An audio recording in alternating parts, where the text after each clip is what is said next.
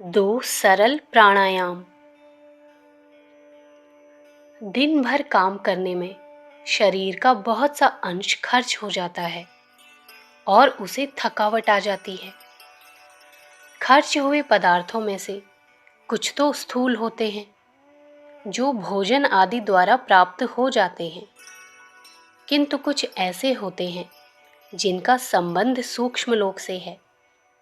यह पदार्थ भोजन से नहीं, वरन मन की आकर्षण शक्ति द्वारा प्राप्त होते हैं।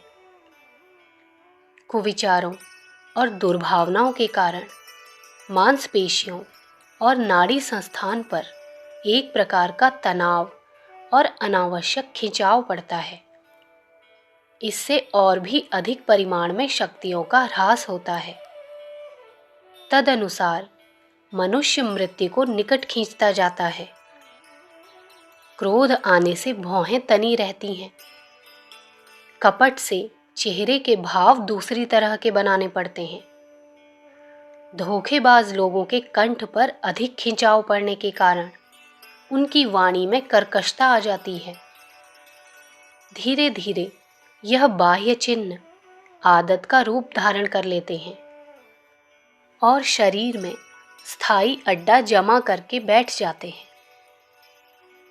शारीरिक और मानसिक स्वास्थ्य के इच्छुकों को चाहिए कि नित्य अपने मन की दुर्भावनाओं को मिटाने और तज्जनित स्नायविक तनाव को दूर करने का प्रयत्न करते रहें।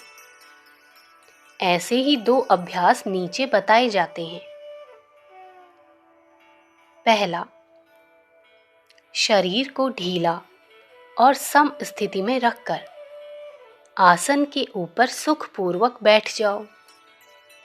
थोड़ी को थोड़ा सा भीतर की ओर झुकाओ और मुंह बंद कर लो, पर दांतों को भींच कर मिलाने की जरूरत नहीं है। स्थिरता पूर्वक बैठकर नाक के द्वारा धीरे धीरे सांस लेना आरंभ करो और जब पूरी सांस खींच लो तो 5 सेकेंड उसे अंदर ही रोक लो और फिर उसे धीरे धीरे बाहर निकाल दो। सांस खींचते समय इस प्रकार की भावना करो कि वायु के साथ पवित्र प्राण तत्व हमारे शरीर में प्रविष्ट हो रहा है। कुंभक करते समय अनुभव करो कि खींची हुई जीवनी शक्ति शरीर के अंग प्रत्यंगों में व्याप्त होकर उन्हीं में घुल रही है।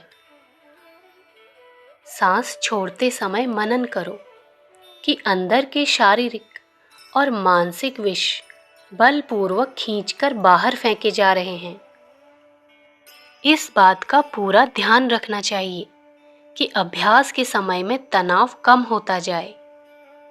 हर अंग को ढीला ढाला और विश्राम करने की हालत में रखना चाहिए।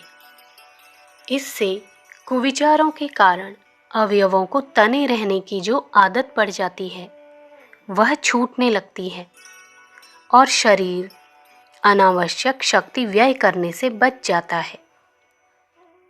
पहला अभ्यास कम से कम 4 सप्ताह करना चाहिए। इसके बाद दूसरे अभ्यास का साधन करने के लिए आगे बढ़ना चाहिए। दूसरा अभ्यास, पूर्वोक्त शिथिलासन पर बैठकर दाहिने हाथ की उंगलियों से नाक का बायां छिद्र बंद करो और फिर दाहिने छेद से धीरे धीरे सांस खींचो।